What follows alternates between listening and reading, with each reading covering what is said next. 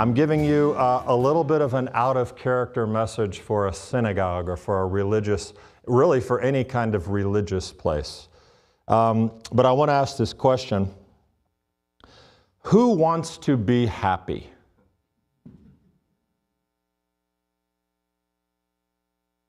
I didn't see every hand in the room. If you don't want to be happy, you definitely should not stay for this.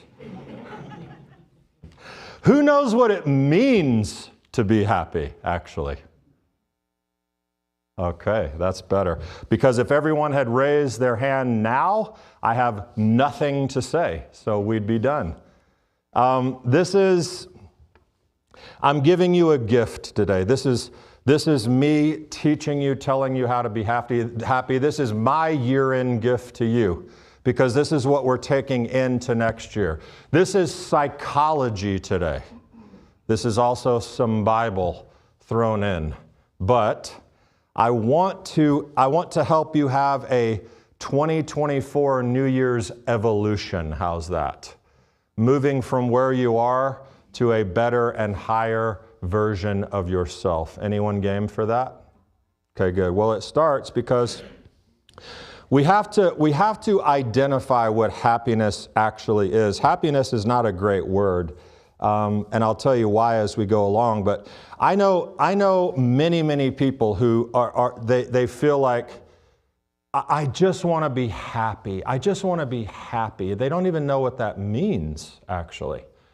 Because you look at someone's life often, and you can tell how happy they really want to be. And a lot of people say, I want to be happy, and then they go about demonstrating the worst conceivable example of a life that demonstrates happiness.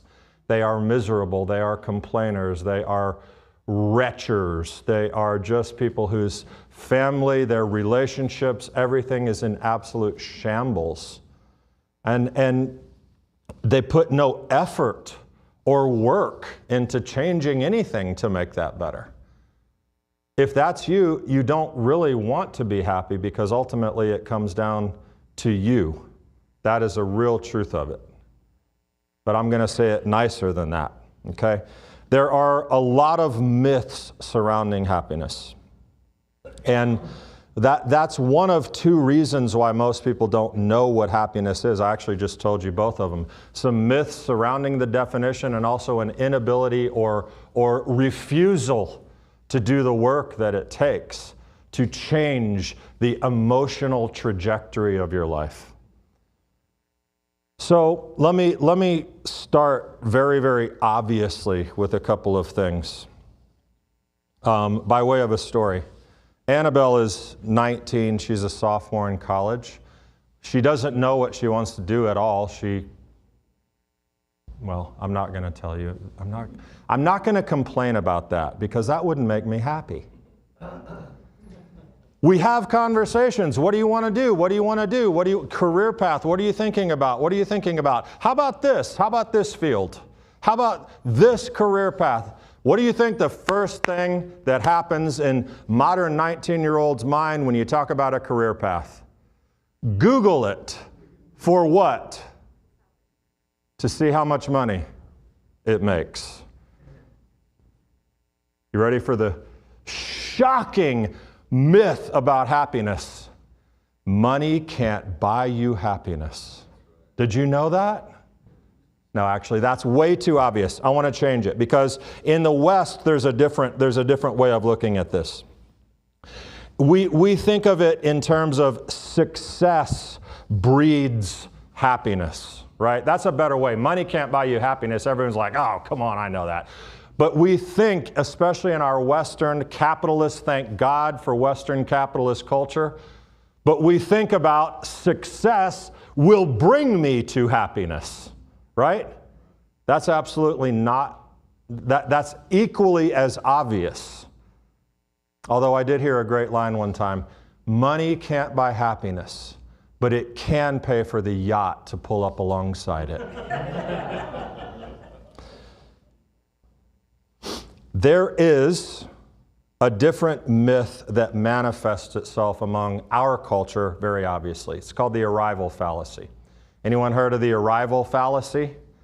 The arrival fallacy is something that probably everyone in this room has been guilty of, which says, I will be happy when X happens. I will finally have contentment in my life when I achieve Y.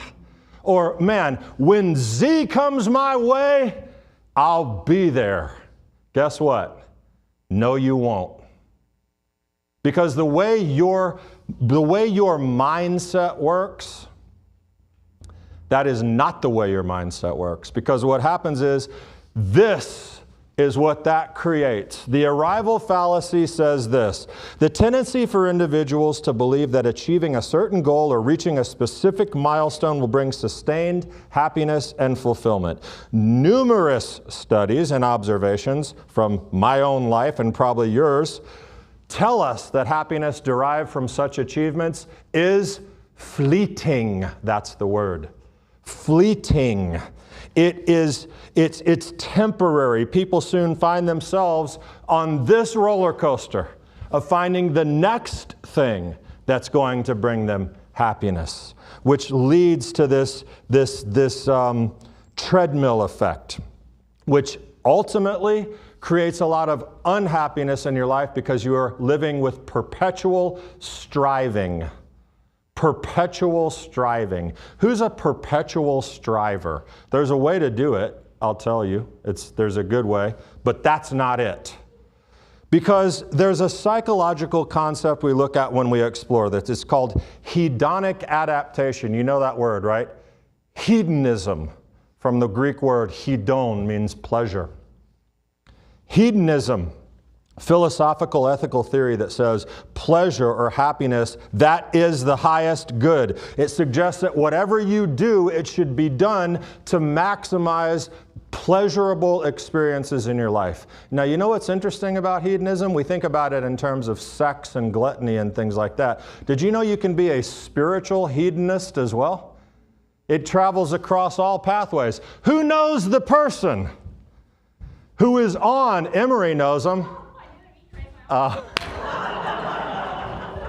She just didn't want to get called out for not being happy again. Who knows? I'm happy, I'm happy. The spiritual hedonist is the person who is always looking for the next spiritual high.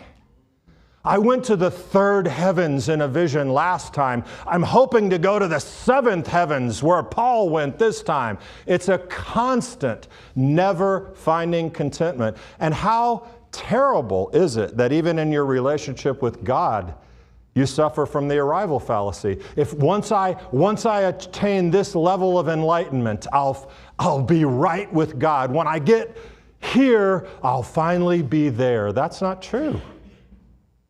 That's not true. And so what we find is that happiness is not contained in the highs of life. Also obvious. But most people, a lot of people, don't think that way. They're always striving for something that's going to take them to somewhere else than where they are.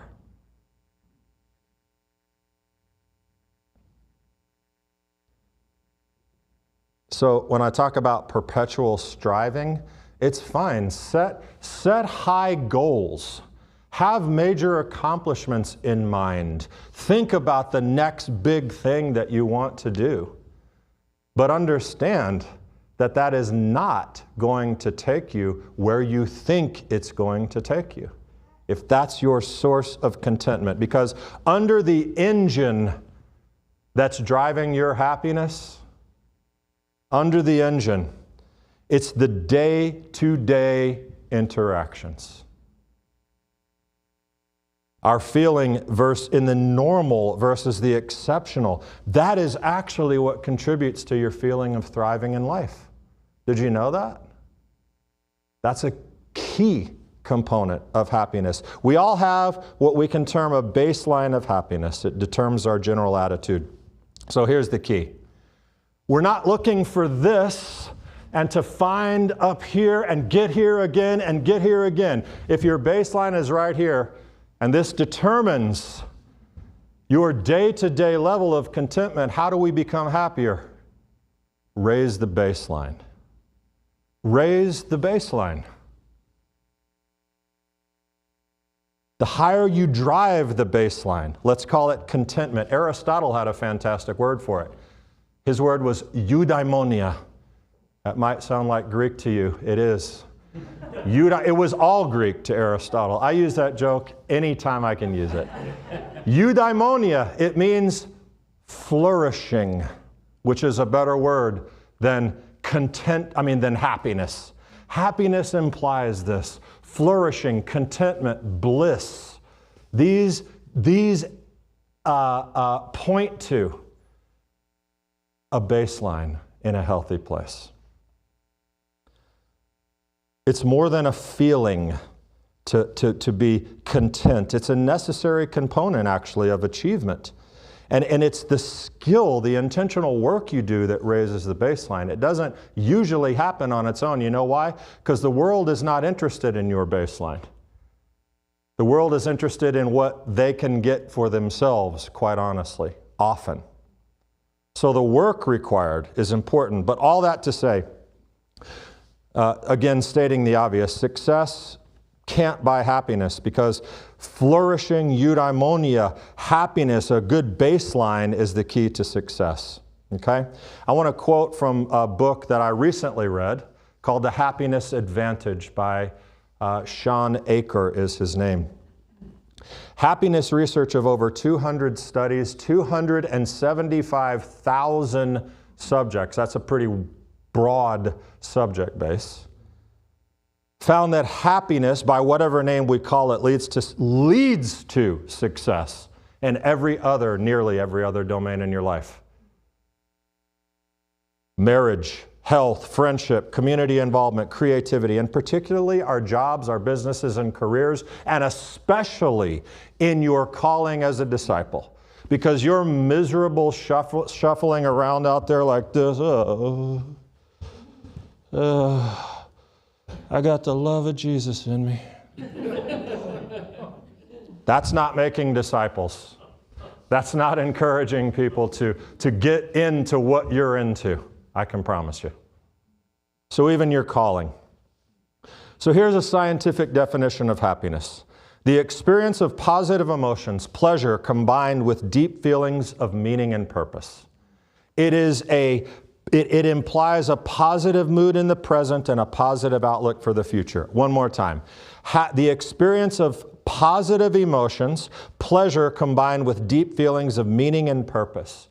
Happiness implies a positive mood in the present and a positive outlook for the future. Now, what's amazing about that is it actually contains a lot of the things that we look at in a traditional definition of happiness. What is important is that all of the pieces must come together.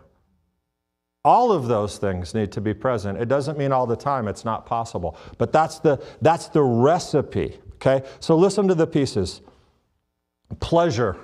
Pleasure's got a real bad rap in the religious community, you know? You need to, flagellate yourself. And Jesus didn't turn water into wine. That was grape juice. Listen, Judaism loves the world and the pleasures therein. Wine, food. If you have a substance abuse problem, obviously this is different. But I'm speaking generally. To have wine on Shabbat, to have a delicious meal.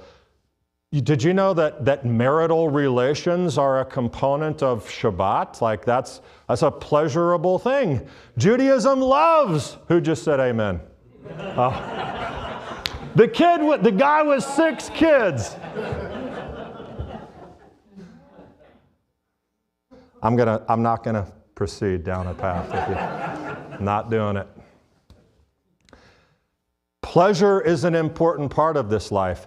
In moderation, according to the guidelines of Torah and a healthy relationship with God. It's that simple. Moderation, Cole.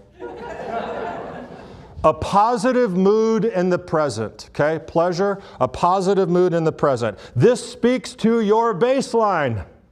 My mood, I'm in a bad mood. You got a low baseline. A positive mood in the present. All this psychology stuff showed up in the Bible a long time ago. When we read Philippians and Paul says, I've learned the secret of being content in any and every situation, whether well-fed or hungry, whether living in plenty or in want. Hebrews 13, keep your lives free from the love of money and be content with what you have. 1 Timothy 6, but godliness with contentment is great gain. Okay? Be content. Have a pleasurable and pleasant mood in the present. The Bible said those things and a bunch of others, and then Musar, Jewish ethics, comes along and teaches us a whole bunch of other things. The word is menuchat hanefesh. Menuchat, somebody get me some water, please. Menuchat hanefesh. The serenity of the soul. That's your baseline. It's also known as equanimity. Happiness, a positive mood in the present. You want to raise your baseline? Emery, do you want to raise your baseline?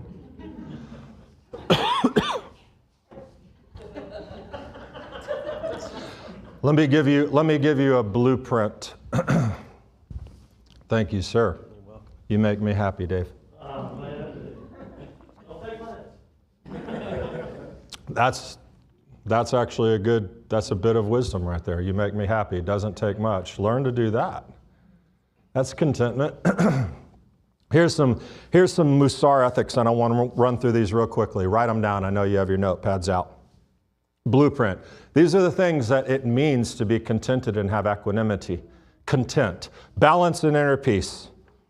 Balance and inner peace. Cultivating calm and steady. Paul said, I've learned to be content. That is not your natural inclination. I've learned balance and inner peace. Yeshua said, this world has troubles, right? But our task is to learn contentment. It doesn't say anything about bouncing off the walls and constantly being, hi, hey. I don't like people like that very often.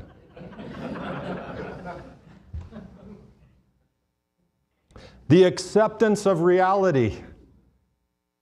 You've heard this, people say, well, you know what the definition of insanity is? It's doing the same thing over and over and expecting a different result. That's not the definition of insanity. And I'm not talking about clinical diagnoses here, talking anecdotal. You know what the definition of insanity is? Looking at something that's happening and saying it's not. Denying the reality that goes on around you. That's insane. It's a waste of time, and doing that is not increasing your baseline. Patience, tolerance. Cole, that's easy for you to have in your house, isn't it? Patience and tolerance because of all those Shabbat mitzvot you performed. Trust in divine providence. This is obvious for us in a synagogue, right? Bitachon. Understanding. You know, Yeshua said there will be trouble, right? He said there's going to be trouble. And then what did he say? Take heart. Take heart. I have overcome it. That's called bitachon. That's trust. That's believing that even when things are absolutely nuts, there's still a divine providence that's guiding some things. All things, but things in your life. Self-reflection, we have to remember that you are the person who needs to be your best and worst critic. You need to be honest with yourself and be willing to look at faults and failures and then correct them. Do the work, raise your baseline. Compassion for others, this one's obvious. All of these things are contentment creators, daily baseline raisers. Positive mood in the present and a positive outlook for the future. I just told you about the arrival fallacy, right? So I'm telling you a positive outlook for the future. Find something to look forward to. Whether it's a book that just came out that you can't wait to read, or some series, or some thing you're going to build, or meal you're going to prepare, or trip you're going to take, or cure for cancer that you're going to invent. Have something in your life that you're looking forward to. That's a positive outlook for the future. And that it goes way deeper than that. I mean, there is this thing called the kingdom that's coming at some point in time. I'm a little bit more on the practical level than that right here, but that's real. Okay, so our definition, listen, it includes these things. Actually, one more thing I learned. Did you know that the anticipation of a future reward can light up some of the same things in your brain as the actual getting of said reward? That's the power of looking to the future with expectation and positivity. Our definition, pleasure, positive mood in the present. This is happiness, but you know what? A lot of that speaks to us, okay? A lot of us think in terms of happiness of our own little internal happy world. I just want to be happy. But I want to tell you something shocking. Shocking scientific study. If you have kids, you do not actually want to be as happy as you can. Did you know that? Kids diminish your happiness. Laugh about it. Cole, keep having them.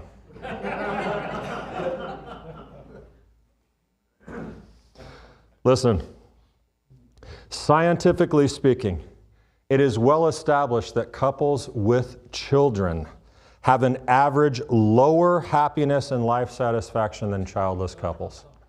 Not kidding. Think about it logically. What is involved in a kid?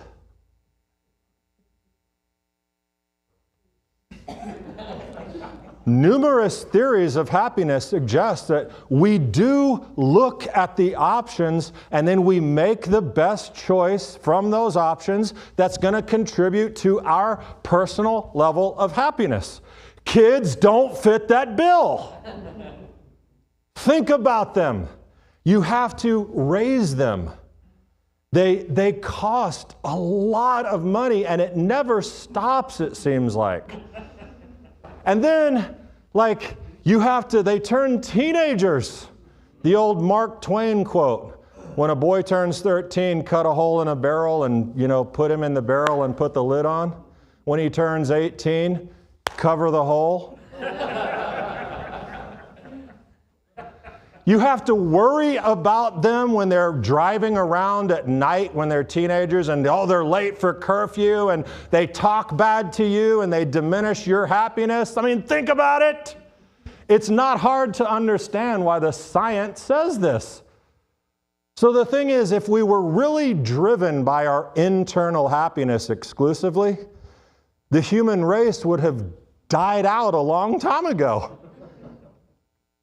Caring for aging parents. What would that look like if this was our metric? You put them in a rowboat and send them out. Atlantic Ocean. Thanks, Mom, Dad, appreciate it. Spouse. If internal happiness were the sole driver of making you happy, who in their right mind would get married? I mean, you have to work at that. It takes a lot of time. Kelly just mouthed the words, "I'm sorry?"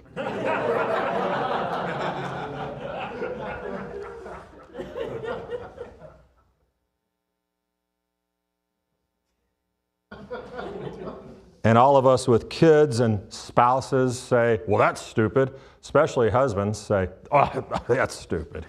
He doesn't know what he's talking about." Think about it. That can't be the thing, that it's our internal happiness. And we go back to the scientific definition for the meaning, right? It is simply this: Your life can be pleasurable, and you need a positive outlook in the present and a positive outlook for the future, but it's the last two words that really take it to the place it must be. Meaning and purpose. Meaning and purpose happen outside yourself. They happen in the kids that you have and raise. They happen in the relationship that you have with your spouse or your parents, and you take care of them. It happens in the work that you do for the kingdom of God and for other people. You can't be happy in your own little sphere. You can't.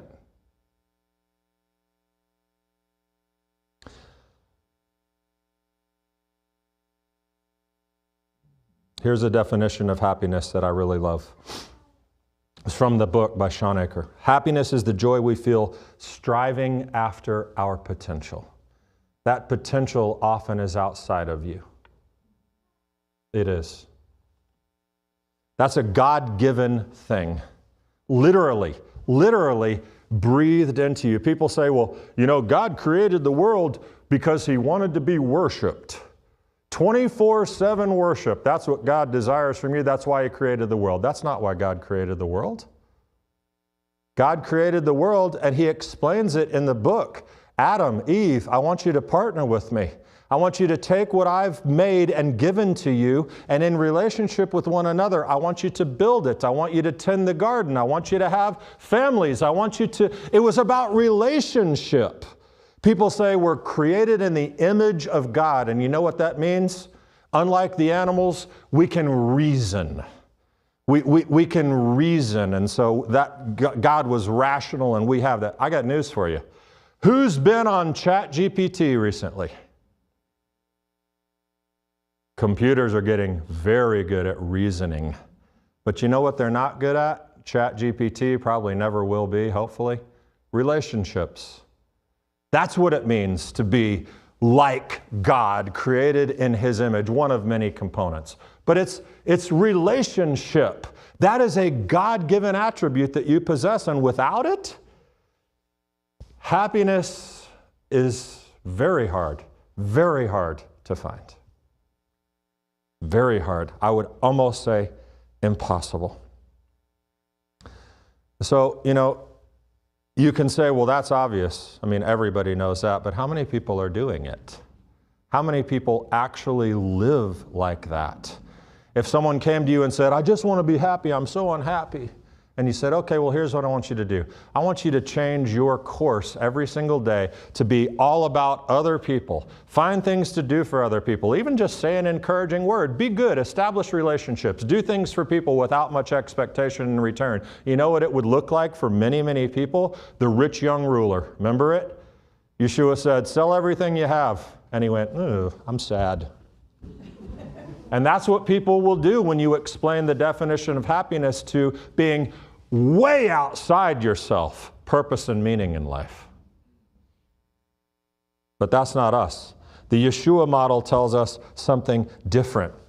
Here's some scripture. Galatians 5, you were called to freedom, brothers, only do not use your freedom as an opportunity for the flesh, but through love serve one another. Again, Philippians, do nothing from selfish ambition or conceit, but in humility count others more significant than yourselves, or the Master Himself, even as the Son of Man came not to be served, but to serve. I mean, that's it, right? That's a big thing. The Harvard Grant study, I've talked to you about it before. It's the longest running study on happiness in American history. It started in 1938, I think, the 30s. George studied 278 men from Harvard all the way through their lives. It's still going on today. George Valiant was the administrator of that study for 40 years. Here's what he said. 70 years of evidence that our relationships with other people matter, and matter more than anything else in the world. Did you hear what I said? Another study aptly titled Very Happy People. There was one characteristic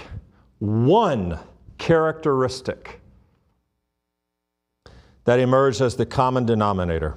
You know what it was? You need to live on a beach in a warm climate. That's not what it was. It wasn't about how much money you had. It wasn't about how popular you were or how physically fit. The one factor was the strength of their social connections. And I don't mean Facebook. This is amazing to consider that when you make a healthy social connection, oxytocin, which is a pleasure-inducing hormone, is released in our system. It lowers anxiety, it increases your focus. Cardio, neuroendocrine, immune system function is increased, and the more of these social relationships that you have, literally, the healthier you get in many ways. So let me give you a happiness recipe. Martin Seligman is the father of positive psychology. It's a relatively new development, over the last 40-something years. He created an acronym that's called Perma. Perma, okay? I want you to remember it. Perma. Positive emotion, engagement, relationship, meaning, accomplishment. Positive emotion, engagement, relationship, meaning, accomplishment. Perma. I gave you a Musar recipe. I want to give you a practical psychological recipe from Dr. Martin Seligman, good Jewish boy. Positive emotion. Cultivating experience positive emotions. Listen to some of them, though. And I want you, as I read these, to think about your day. Day in, day out, how many of these emotions are you experiencing that fall into the positive emotion category? Joy, gratitude, serenity, interest, hope, pride, amusement, anticipation, awe. How many of us last week, one day of the week, experienced a feeling of awe in our lives? It doesn't come naturally, you have to work at it, but positive emotion, any from that list. Gratitude is the easiest one. I've taught so many times on gratitude. Hakarat hatov, recognizing the good. Positive emotion. Engagement. This is another term in the positive psychology movement is flow. This is when you're doing something of meaning in your life, sometimes for others, sometimes for you, but you're engaged in a task and you're flowing there. It's just natural and you do it well. It's usually something that you're good at doing. You need a sense of engagement in your life. Relationships and meaning. I just spent 15 minutes talking to you about how important that is in a positive life. And accomplishment? Who likes to accomplish things and be recognized for them? Every single person does. Everyone does. It's a part of it. Use these things to accomplish good things in your life and be recognized. So this is what it sounds like, okay?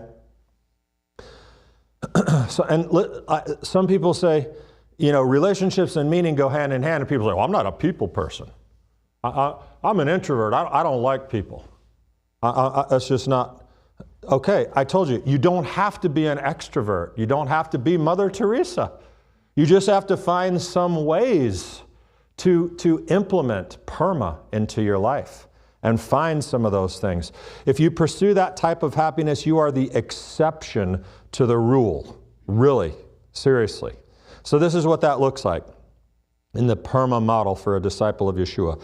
Positive emotions are experienced as we engage, as we flow in activities of meaning, some of which include building relationships to a cause outside of ourselves. That's what those contribute to. We feel a sense of accomplishment. Well, I don't hear anything about God in any of this. What do you think the Bible's about? What do you think the Torah is primarily focused on? What do you think Yeshua came teaching about? A life of meaning dedicated to serving other people and enjoying the world in moderation.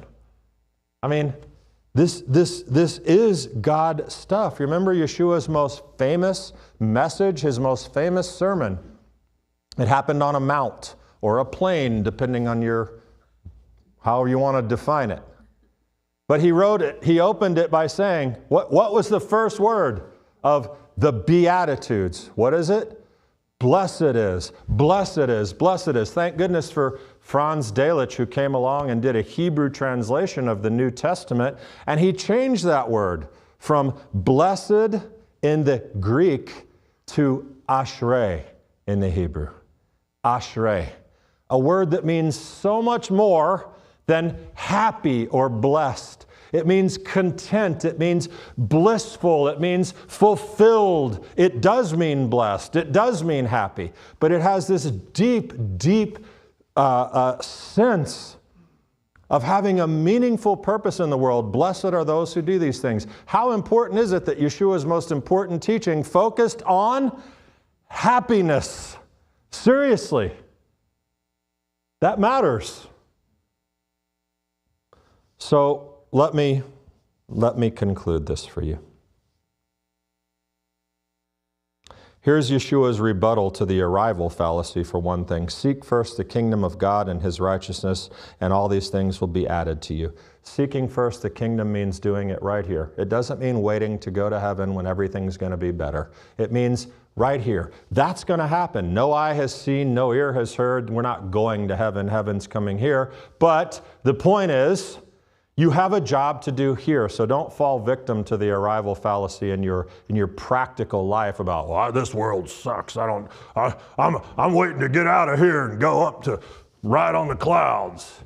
No, work here, do it. Be the best version of you and impact other people like that. That's seeking first the kingdom here.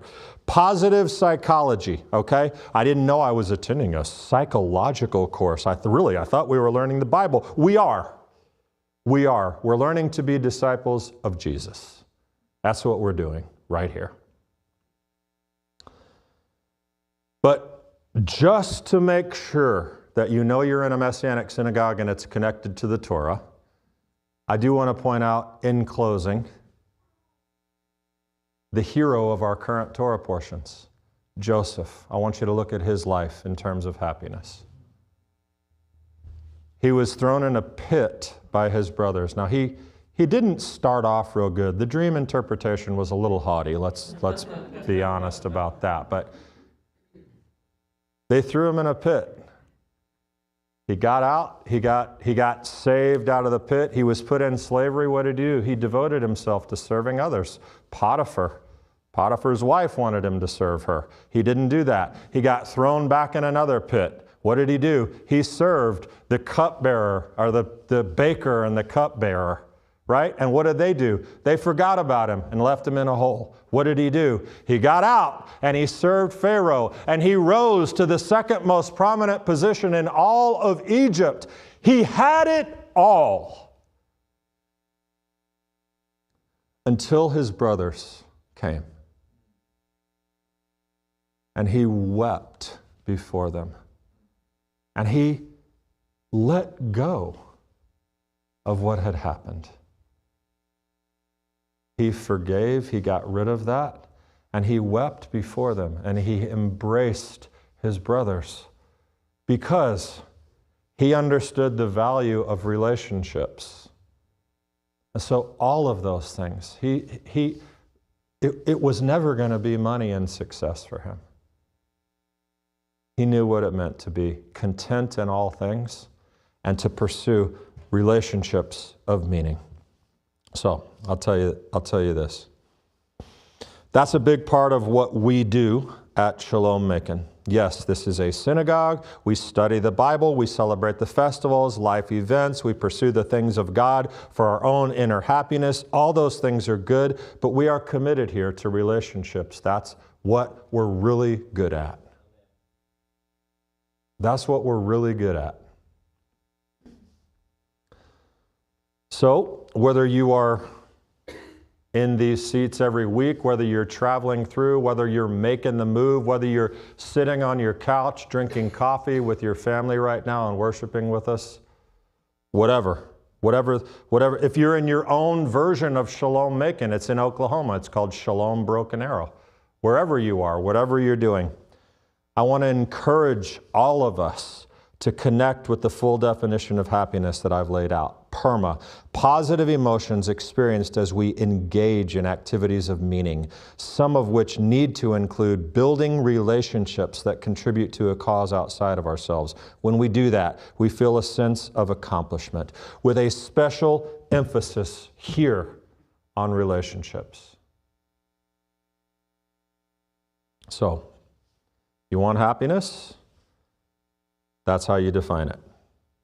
Happiness, I'll add to Sean Akers' definition when he says happiness is what we feel when striving after our potential. I'll add this. Happiness is what we feel when we're striving after our God-given potential. Our God-given potential. God has given you a specific personality and set of strengths that you're using today, right now. You know what? For the kingdom, for God's people, Dave mentioned builders, not bystanders. This is the last message you'll get from me in 2023. So I'm telling you all about how to have a good 2024. Okay? The New Year's evolution.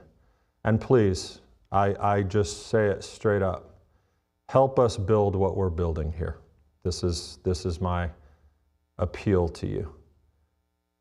Because this is what we want to be, a community of relationships and happy people who love God and love each other. And I think we're doing a pretty good job of that. So the memorable conclusion is this. I need you to implant these things in your mind, your memory, Perma, courtesy of Dr. Seligman, Ashrei, courtesy of Yeshua, and the example, courtesy of Joseph, and of course the anchor moment. The anchor moment where we cement this in your brain is right here.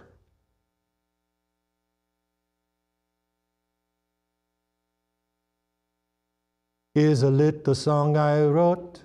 You might want to make it note for note. Don't worry.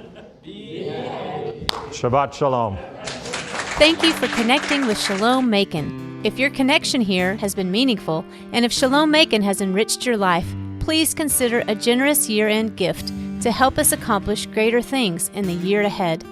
Visit shalommacon.org/give to contribute. And thank you for being a builder, not a bystander.